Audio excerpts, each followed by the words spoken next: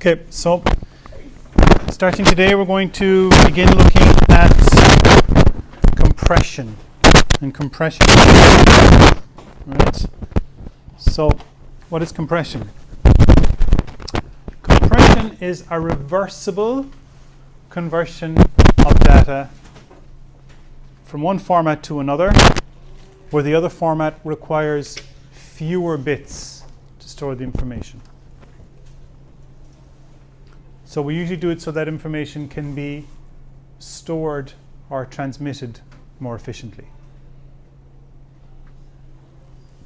So compression is a bit like taking a letter and folding it up. Imagine if at the post office they didn't charge you by weight, they charged you by the size of the envelope. So imagine if you went with an envelope this size and they said, oh, that's €16. And he goes, oh, hang on a minute, I'll fold it in half. And I would say, oh, that's only €8. And you say, oh, in that case, that's €4. You might fold it in half again. Might be down to €2. And then you might fold it in a tiny, tiny, tiny, tiny envelope. And you might say, look, okay, that's only €1. Look, I saved loads of money. So it's analogous to folding up a letter so that it can fit into a smaller envelope, so that it takes up less space. So you could fit this in your pocket. Now, that's compression. Usually when something is in compressed form, could you close the door there actually for me? Usually when something is in compressed form, it's not terribly usable. So you can't read this letter, for example. I mean, it's handy for transporting. But we can't read it until we unfold it. And that's decompression. So now when it's unfolded, I can read it. Now there are two kinds of compression, lossless and lossy. If when you compress something, transport it, and decompress it, you get back exactly what you started with. So if the decompressed version and the original are exactly the same, then that's lossless compression. There's no loss. But if what you get back at the end of the process, if the decompressed version is slightly different, then that's lossy compression. Now, in some scenarios, some degree of loss is acceptable. So if you were roaming and there was a picture of you in the pub and you could send the picture perfectly for €8 and post it to Facebook for €8, or if you could reduce the quality a tiny bit and you could send it for €1, you might say, well, it's just a picture of me in the pub, like, I'd save my €7 for, more drinks. I mean, if these were your wedding photos, and you had a photo like this, and you folded it up into a tiny, tiny piece like this, and you went home and you told your wife, look, I saved us loads of money. I folded up the wedding pictures, and they fit in a tiny, tiny envelope and saved us a fortune. You'd be killed. So in some scenarios, no degree of loss is acceptable. If you went to the hospital for a scan and they found something funny on your brain, and there was some expert in Sydney who might be able to tell you exactly what kind of cancer it was, and said, well, we can send this now, but it will cost €20 if we, use the high resolution file. Or we can send it, a bit cheaper. We can send it for €1 if you want, but it might be a bit blurry. You might say, look, take the money. In some scenarios, even a tiny amount of loss might be unacceptable. For text, for example, no degree of loss is acceptable. I mean, if you went into Waterstones and there was a bargain shelf where they had lots of books, but every 50th word was completely random, you might go, well, I can't enjoy a book if you've changed the words. That's no good to me. So for text, no degree of loss is acceptable. So we have lossy and lossless. We're going to look at lossless things first. So run length encoding is a very simple but often very effective compression technique. And what that does is it replaces runs of an item with that item and the number of times it occurs. So if you have like so let's say above here, this is a message that you wanted to transmit from A to B. You could go A, B, B, B, B, B, B, B, B, B, B, A, right? Or you could say, look, I've got 5A, got 10B, I've got 5A, got 20K, 5A, and 10D. And that's much more efficient than going A, B, B, B, and so on. And of course, that's only useful if the information you have is the kind of information that tends to occur in runs. But then that can happen. So if you have data where a value is often repeated over and over and over again, you can replace multiple occurrences of that single value with the value and the number of times it occurs.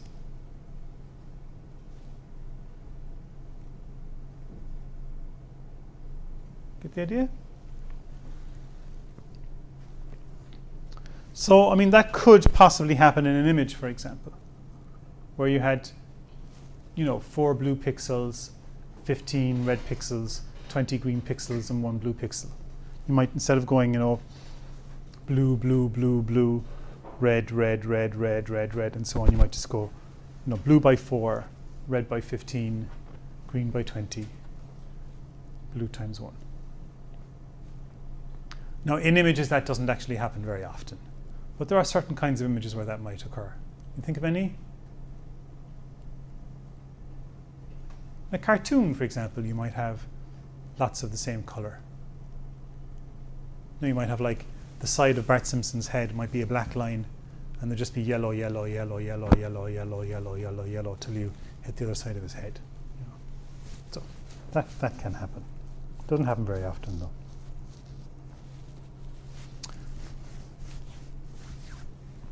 Relative encoding then is an interesting idea. And in relative encoding, what you do is you don't code one value and then code the next value and then code the next value and then code the next value. You code one value and then you code the difference between the next value and the previous one. And this is a very clever idea and one that we see again and again and again. So if you were to say take the temperature, let's say you were storing the temperature in degrees and you were recording it every hour. I mean, it's probably, it was nippy enough this morning. It might be 3 degrees or 4 degrees right now. And in an hour's time, it might be 4 degrees. And in 2 hours' time, it might be 5 degrees. And I'd say we'd be lucky today if it gets up to, 6 or 7 or whatever. So what if instead of storing the temperature all the time, you just store the difference between the temperature now and the temperature an hour ago? So this sequence of numbers here, suppose we wanted to transmit this. So we had 512, 514, 518, 517, 510, 508, 511. How many bits do you think we'd need to represent each one of these, by the way? Probably 9 bits, maybe 10 on a bad day, depending on how we're doing it. Anyway, so instead of transmitting each number one after the other, we transmit the first one, 512, and then we say the next one is just plus 2. So that's saying the current value is the previous value plus 2. So to figure out that it's 514, you take the previous one, which is 512, and you add 2. Now this does require a bit of memory on the part of the receiver. It requires a bit of intelligence. But that's typically the way with compression. You're trading cost in the transmission for processing cost at the start and processing cost at the receiving end. So if you make your transmitter and your receiver smarter, you can reduce the number of bits required to transmit the message, but you do have the cost of the added intelligence. So typically it's a trade-off. Bandwidth is almost free now, from what I can tell. Obviously processing power is cheaper and cheaper as well. So it's always a trade-off whether you want to even bother or not. Now, so 512 plus 2 is 514. So now the current one is 514. We go to the next value. The current value now is the same as the previous value plus 4. So we go from 514 to 518. The next one then is minus 1. So it gives us 517. We have minus 7, which gives us a 510.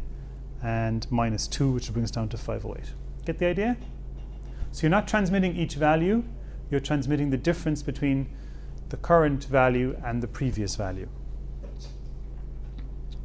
And that's very useful if the data is the kind of data that is amenable to that.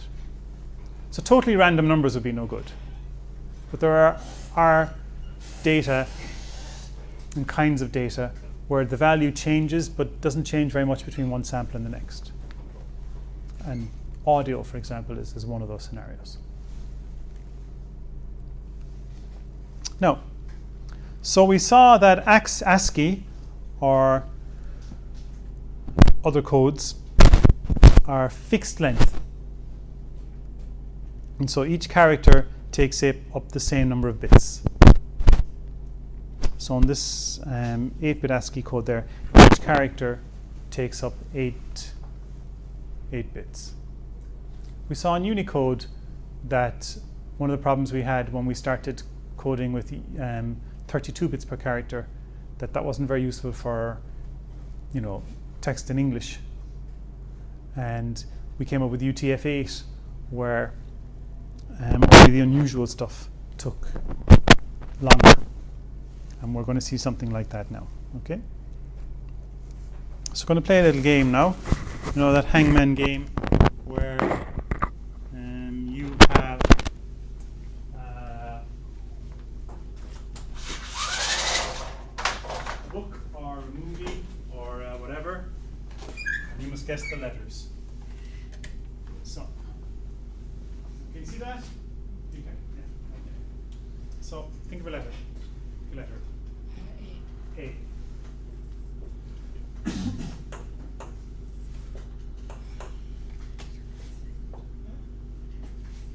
Okay.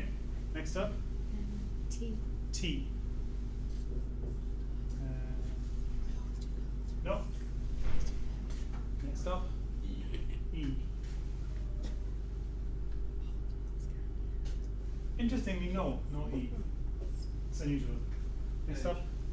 H.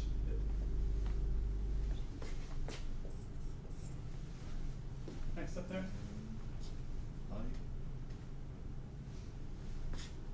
No. C.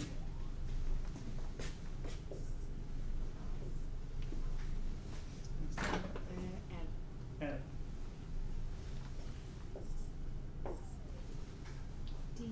D.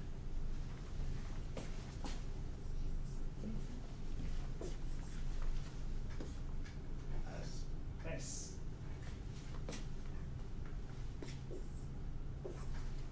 U. No. V. Yeah. K. Someone gonna hazard a guess? Black Hawk Down. Huh? Black Hawk. Black Hawk Down. Okay. No. Well done.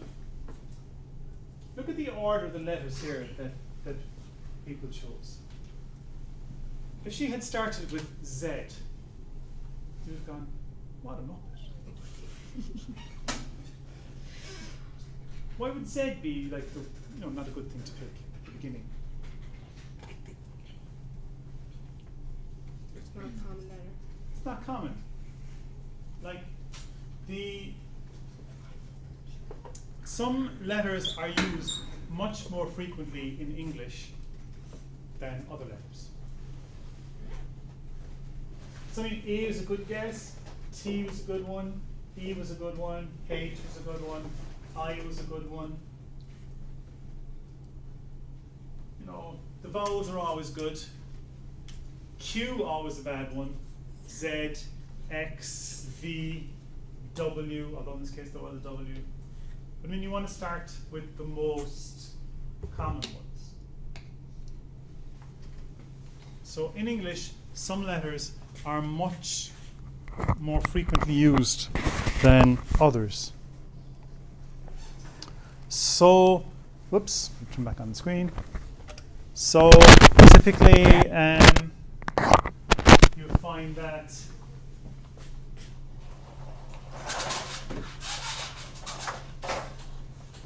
E, T, A, O, N, R, I, S, and H and stuff are more common than others.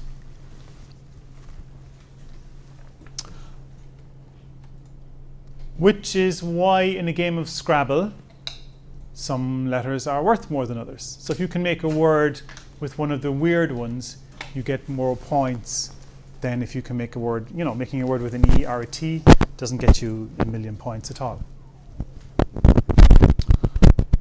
I'm disappointed now when we were looking at how to send messages, we didn't look at Morse code. Because in Morse code, some of the letters have shorter sequences than others. And what Morse did was he figured out that this was important, that you would give short codes to the frequently used letters and longer ones to the infrequently used ones, and then you'd save overall. Because although if you have a system where you have to have, if you have to have fewer bits for some letters, then you're going to have long sequences for other letters. If the ones where you save occur more frequently, you'll be saving more than you'll be losing. So Morse actually went to a typesetter, a printer's office, where they would have had trays back when they printed with, metal type. The printer would have had, a box of, a little. They had these wonderful wooden trays, and they would have had a bunch of K's, a bunch of P's, a bunch of Q's, and he would have got them out by put them onto the printing press to make the words. And so he went along and saw that, printers have more S's than they have Q's. They have more E's than they have X's. And so he was able to approximate the frequencies or the importance of letters in English by seeing what printers already had. We could do that very easily today just by writing a program that would, go through thousands of documents and count up the number of letters. So typically E, T, A, O, N, R, I, S, and H would be good places to start when you're playing Hangman. If it's a different language, different letters occur more frequently, which is of relevance if you're a World War II code breaker, for example. If you know your messages in German, that gives you information about the frequencies of the characters. Okay. Now, one of the challenges, though, then, is that if you have, so when you have 8 bits per character, I'll just show you there. So if you've got 0 zeros, 1 0, 1 0 0 1, and then next up you've got 0 1 1, you can tell, well look, this here is one character because that's 8 bits, and the next 8 bits is the next character. We saw in UTF-8, if you have variable lengths, it gets a bit confusing. But when you have a variable length code, you might decide that 0001 is going to be A, and 0010110011 is going to be Q. It can be tricky then to see where one character ends, one symbol ends, and one symbol stops. You have to organize your code in such a way that there are no prefixes. So if 0001 is A, then that 0001 is a prefix used up.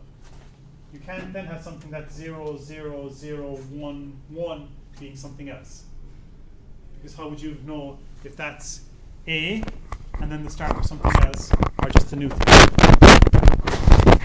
So it's why nobody's phone number starts with 999. You imagine if you know the local shop was 999 and you had some old lady and she'd be going like 9 and 9 again and then 9. She's taking her time. She's doing the next one.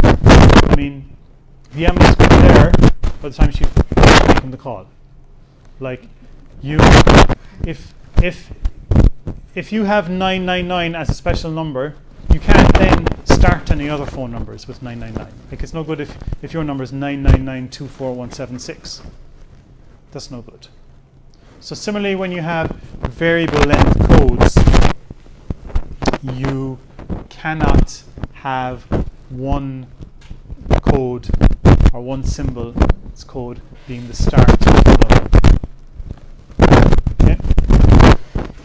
So the idea is that you build up a table that looks like the ASCII table, but with variable length codes.